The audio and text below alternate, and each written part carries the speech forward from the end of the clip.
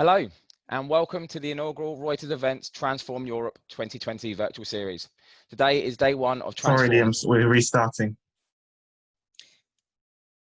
You've 10, got those. 9, 8, 7, 6, 5, 4, 3, 2, 1. Hello, and welcome to the inaugural Reuters Events Transform Europe 2020 virtual series. Today is day one of Transform Sustainable Procurement and Circularity. This is part one of our three-part event series. I hope you're sitting comfortably and have your coffee and tea ready, as we have a number of interesting discussions ready to get underway. And as you can see, we have our opening panel ready and raring to go. Joining us is Terry Slavin, the editor of Ethical Corporation magazine here at Reuters Event, talking with Katharina Stenholm, Chief Procurement Officer at Danone. Over the past couple of weeks, we've seen a number of exciting announcements with Danone really leading on what it means to be a responsible business. And I'm sure we'll dive into this and a lot more over the next 30 minutes. This is a live session, so if you're not familiar with how we run these events, we'll be fielding your questions throughout the 30 minutes. So do ask your questions in the box just beneath the feed here, or do visit slido.com, #transform, and we'll try to get through as many questions as we can. But now, a 30-minute discussion. Over to you, Terry. Thank you very much, Liam. And as Liam said, I'm Terry Slavin. I'm the editor of Ethical Corporation magazine. Delighted to be joined by Katharina Stenholm, who's Chief Cycles and Procurement Officer for Danone. And we're going to be talking about how to create and share value in workplaces and value chains. So, Katharina, I'm intrigued by your title. Why Chief Cycles and Procurement Officer? So good morning and good afternoon, everyone, depending on where in the world you're listening from. Yes, so Terry, that's a question that I get to answer quite often. So why cycles? I'm based in Amsterdam, so I can start by saying it has nothing to do with bicycles of Amsterdam. No, but on a more serious note, so it's really about the approach Danone has taken to our strategic resources. So we really want to embed the circular economy into our thinking at the onset as part of our business strategy. So we have organized the sourcing of our key resources, primarily water, agricultural produce, packaging materials, into cycles. So when we're mimicking the natural cycles, but as a business organization, building on circular economy, but then also having a very cross-functional ways of working within the company to connect all the dots so that we can take a really strategic approach to the sourcing. So in a shorter answer would have been, well, it's Danone for sustainability. But it's really embedding this circular economy and a ways of working into the company. So you're one of a trio of companies, and I'm thinking of AB InBev, Tony Milliken, Barry Parkin, and Mars, both of whom I've spoken to in the past, who've combined the sustainability and procurement functions. Why is that important? Why did you do that? And how important is that to achieving your targets? I think it makes an awful lot of sense, and just if you look at many companies, particularly food and beverage companies like ours, our footprint, regardless of if you look at environmental, social, it sits to a large extent outside Danone. And what does a procurement organization do? Well, procurement connects the company with resources externally. So then through the procurement choices we make, we actually choose what world we want to live in. So therefore, given that the sustainability challenges sits outside the company, combining procurement and sustainability really gives you that opportunity to drive transformational change on a much bigger footprint that you would have inside the company. So at Danone, we tend to say that through what and how we source, we shape the world we want to live in.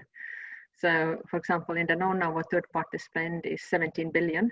So to me, that is 17 billion of choice in terms of what environmental and social footprint we want to have. So I think that kind of is the logic for combining the two. And I guess a lot of companies, there is a tension between the procurement function and the sustainability function, isn't there? Where with procurement function seems to be having to drive down costs in supply chains, and sustainability is often trying to embed kind of more long-term value. So does that help to resolve those tensions, do you think? So I would hope that there is less and less companies where procurement and sustainability would have attention. I would really hope that more and more companies sees it as a perfect collaboration, a perfect partnership. Because, I don't think modern procurement functions. I think if we limit ourselves to cutting costs, we really limit our impact on the business, on the planet, on society in large. So I think more and more companies are really starting to look at procurement as a true driver of business value, helping the businesses to grow in a way that is meaningful to society in large. And that then very often is more easily done if you combine your sustainability efforts into your procurement approach. So I would really want to see it as a very, call it a positive tension, if anything. And yes, is there sometimes challenges, of course, but those are the ones we have to solve. So do you think it's helped being a French company on the circularity front? There's been a new law on the circular economy come into effect just this year, which phasing out food, plastic, and clothing waste. Is that something, do you think that's helping French companies? Do you think regulation is important to improve? Honestly, I think it has more to do with the company, the values of the company, the leadership of the company, the strategy of the company, than where you happen to operate. You just mentioned 3 examples: Mars, AB InBev, Danone. We operate in different environments, but we're still all driving a very strong sustainability and a combined sustainability procurement agenda. Having said that, though, we had our annual general meeting a couple of weeks ago, and Danone is now the first listed company that became an entreprise à mission. So that's kind of a company form under French legislation, where you basically write in your purpose into your bylaws. So this is now what Danone is. So it's not dependent on the current leadership. This is part of Danone. So our One Planet, One Health vision, which really articulates what we want to drive. So health to as many people as possible through food, and then realizing that the health of people and health of planet are interlinked. So this vision, this strategy is now written into our article of association, which gives us a really strong foundation to continue the work we're doing. So you had already become a benefit company in the US through the White Wave acquisition. Yes, so we are. So there's obviously slightly different. Like if you look at kind of the legal company form, there are slight differences between different parts of the world. What we as a Danone striving to become a B Corp certified across our entire portfolio. Our businesses in the US is already B Corp certified, the benefit corporation under local legislation. And that's a journey all of Danone is on. We are at about 30% at the moment, and ticking up at quite some speed for all of our businesses across the world to then become B Corp certified by B Lab. And is this what's the difference between an inclusive between inclusive procurement and sustainable procurement? What's the leap there? Well, I guess we all have our own definitions. Perhaps when we talk about sustainable procurement, we often tend to think about the environmental side of things. So our environmental footprint. I think when we talk about inclusive procurement, it's kind of a human-centric approach to procurement, where we also bring in the more social side, the social impact of how we run our businesses. And do you think that there's been more of a focus on this through COVID-19? I mean, just transition has been something that's been talked about a lot, but even now in the context of the COVID-19 pandemic. Yeah, I think inclusive procurement was obviously on the radar before COVID, but really the importance of inclusive procurement, I think, became very obvious through the crisis. Like at Danone, as so many other companies, we were really focused on primarily to secure the health and safety of our Danoners, then to keep our businesses running, but equally important to secure the health and safety of people in a broader ecosystem, all the players in our supply chain that were dependent on us and we were dependent on. So I think that really brought home the importance to know who are the players in your supply chain and how are they faring under normal circumstances important, but particularly important now. Then, as so often in crisis, your most vulnerable people are the ones who take the biggest hit. when something like this happens.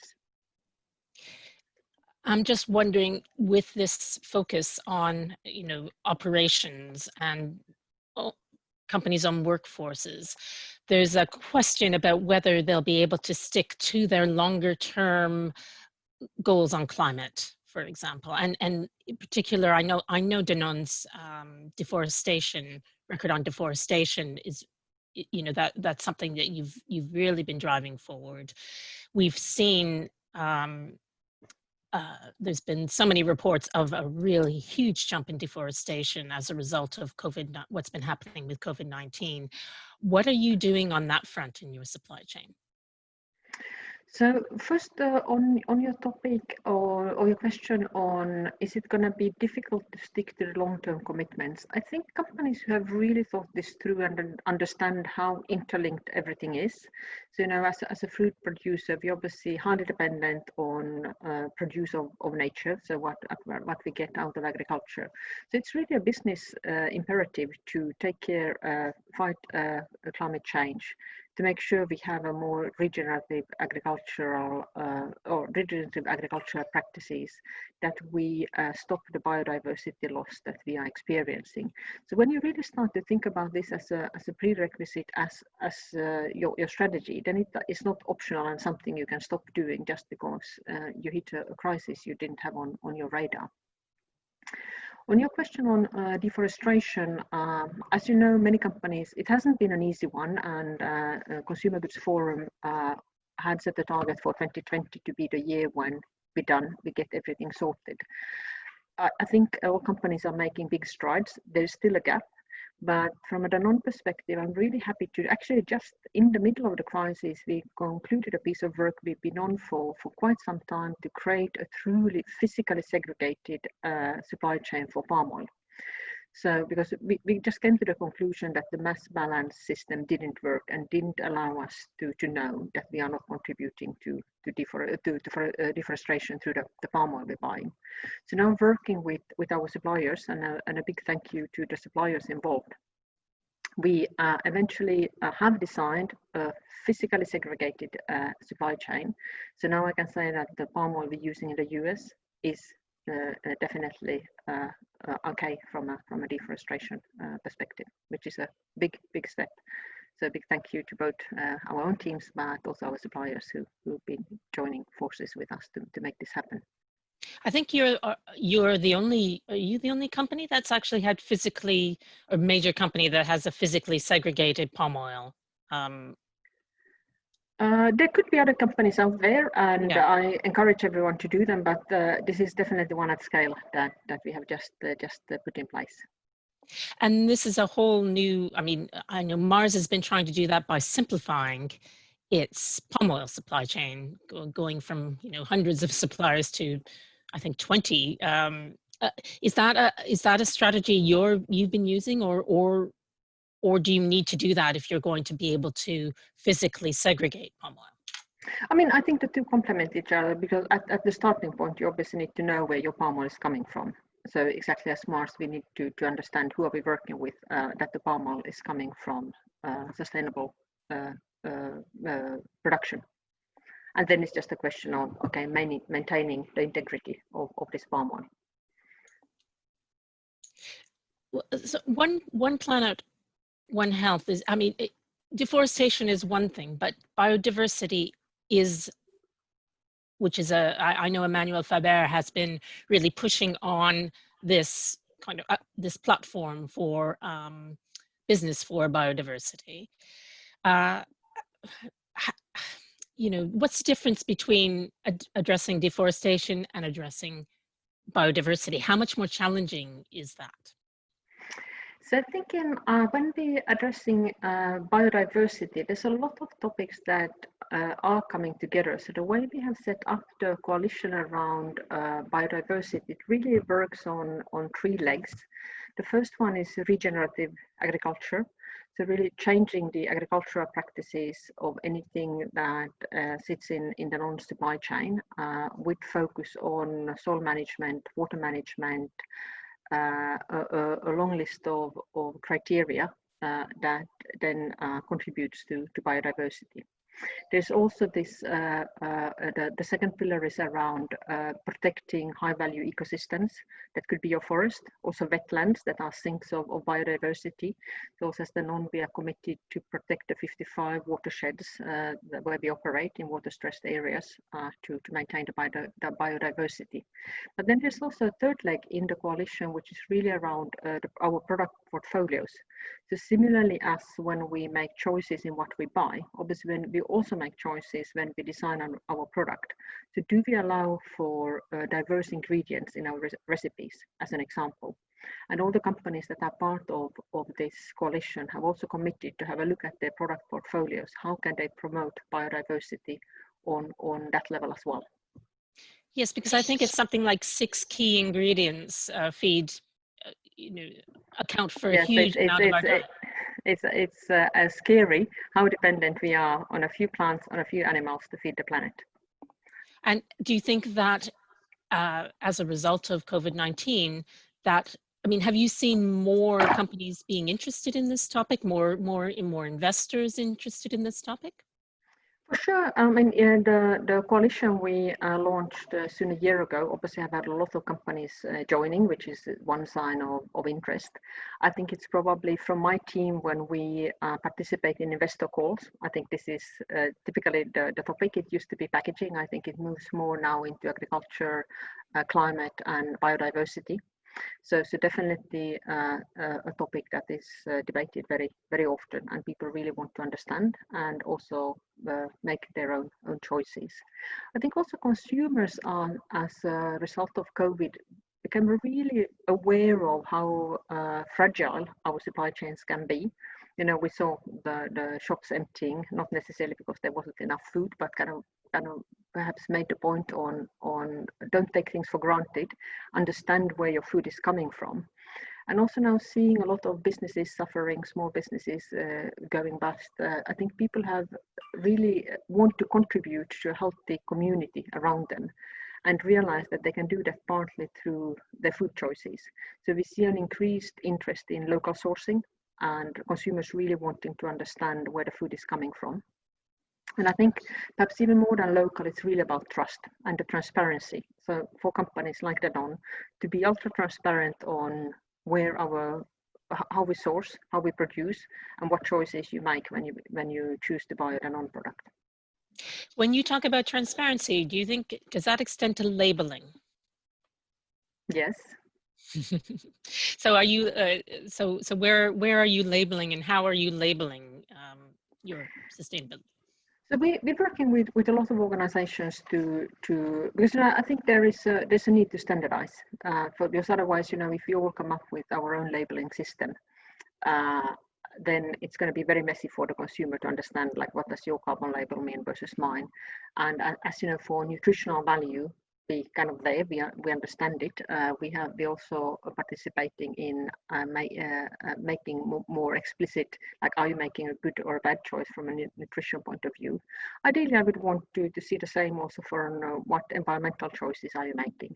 So we're working with together with other companies, with various players in the sector to simplify a framework of labeling, and because I think it's all about equipping consumers with information for them to make the choice. Unilever made an announcement recently about its carbon labeling on its plans to carbon label on it. Yes, and would actually be very happy to connect with Unilever, and we have actually connected already to discuss, given that we are working with a very similar strategy, is there any place where we could, in a pre-competitive environment, join forces, again, for bigger impact and for making something at scale and that is coherent to the consumer rather than having many overlapping systems. That's great. I mean, we're talking to, I'm talking to Mark Engel of Unilever tomorrow. So yes, of course. We're getting a lot of questions on Slido, actually. So I'll start with the kind of the top liked ones. Who did you find were the most vulnerable people in your supply chain after the pandemic started? And are there things that you are changing as a result of that? That's from Sarah Roberts. So in our case, the most vulnerable people would be typically waste pickers as part of the recycling chains, some smallholder farmer, some micro distribution players, and also some players in the caring services. So these are really people that we also early on in the crisis, we set up an emergency relief fund that we as a procurement team have had access to, so that we can reach out to these people who are part of our supply chains to check how they're doing, because many of them, like the waste pickers, the street vendors, they cannot be out doing their job. So we have, through various creative mechanisms, helped them to ride through the crisis, very much focusing on training and also equipping them for increasing the resilience of their own business model. This is actually an interesting kind of impact investment fund that Danone created actually in 2009, in the middle of the financial crisis. So where we saw that we really needed to start to work on creative new economic models in our supply chains, but models that would then also have a general interest for a more resilient economy. So we have, I think, in these same spaces, so around recycling, around smallholder farming, around caregiving, and also micro distribution.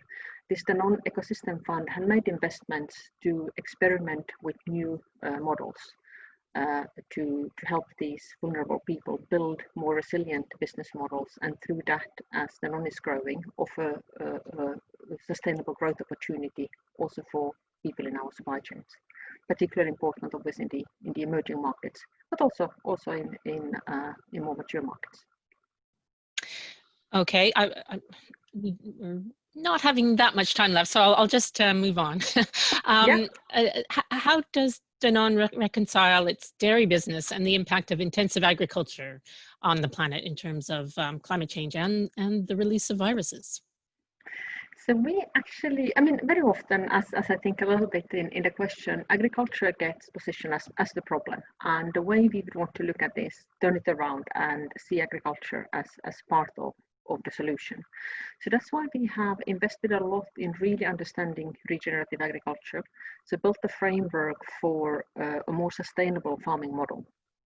And we have piloted it on dairy farms across the globe in very different size, very different environmental circumstances, and now start to have a good understanding for how you can really transition all of your dairy farms to regenerative agriculture, where you actually start to protect the soil, you sequester carbon back into the soil, you improve the water retention of the soil, and you're actually having a positive carbon impact on, and actually it's very critical to Danone's ambition to become a carbon neutral company, is to transition our entire footprint to regenerative agriculture. So really moving from agriculture used to be the problem, agriculture is actually part of your environmental solution.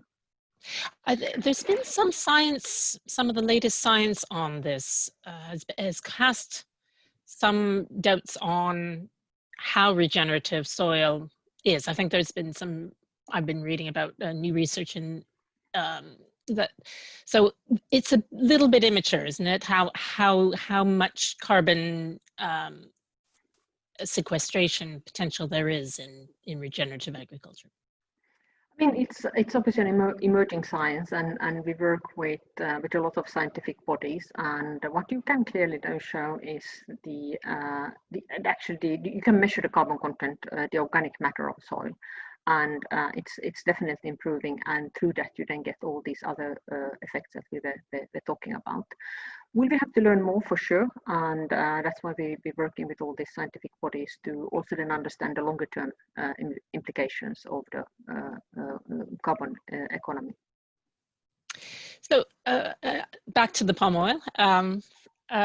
One from a question of, does the segregation of palm oil supply for your products also include palm oil derivatives?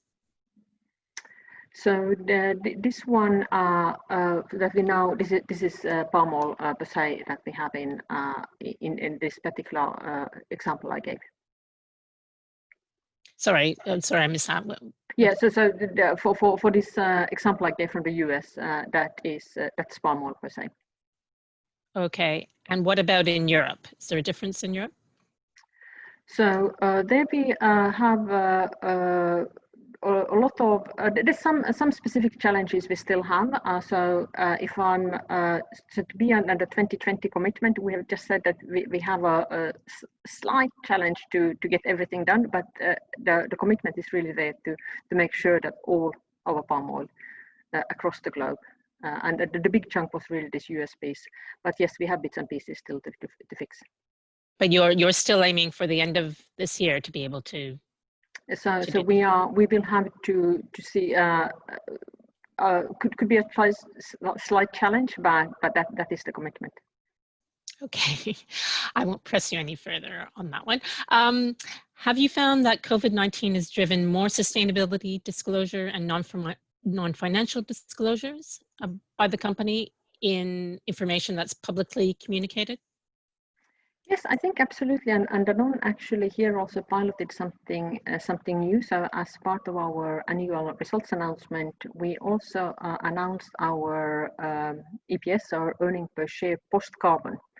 So with an idea, if you had to pay for your carbon, what would be your earnings? And this is something we have probably was the first company to do, and we are committed to do that also going forward, because that then shows your real results in a way, if you have also paid for your carbon, which we don't do in our traditional financial accounting.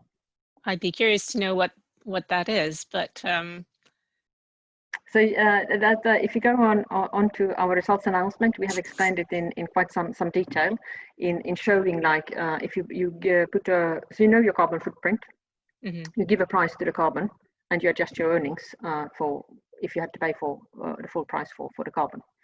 And we are and that is kind of what we think companies should be comparing. So what is your result once you have paid for your carbon? So can you say what that was?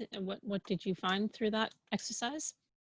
So it's a number, like a result number, and we actually think that we will be able to improve perhaps faster than companies who have not done all this work leading up to having good strategies in place to reduce their carbon footprint. So now if I reduce my carbon footprint, I obviously have less carbon to compensate for, and my result post-carbon will go up faster. Okay. So a question here about the economics of this. Shift to clean, sustainable practices is going to require substantial investment. And is that really realistic when we're on the cusp of a recession? Sorry, you broke up there a little bit. Can you just give the beginning of the question? Okay, so this more sustainable practices, this shift requires a lot of money, a lot of investment. Is it realistic for companies to be able to do that when we're on the cusp of a recession and many are really just trying to survive? So I think, again, if this is part of your strategy and if your brands can leverage what you do, then you have a business model that can work. If this is just something you do because you have to, it's going to be tough. But what we see more and more of our brands really, so that is kind of the brand communication is built around taking care of environment, taking care of societal issues. And we have more and more of these so-called manifesto brands. And if these resonate with consumers, which we think they do, and the numbers prove that, then you actually have a model to valorize the work you do. So I think that is really critical, and what we perhaps, when we talk about sustainability, don't always talk about is that how do you connect this to the business? Is this valuable to the consumers you are serving?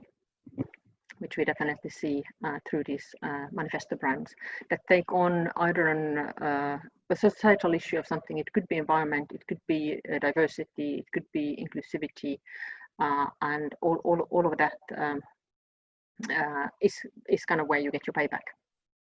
Interesting. So this is kind of a follow-on question to that. And do you think the consumer trend of buying local and awareness of food sources will continue post-COVID, or do you think it was just, because of necessity? I think it will continue because it was there before COVID already. I think this understanding of where the food is coming from, how you build thriving communities was there, and it was just accelerated by COVID. And I think we might have one more question.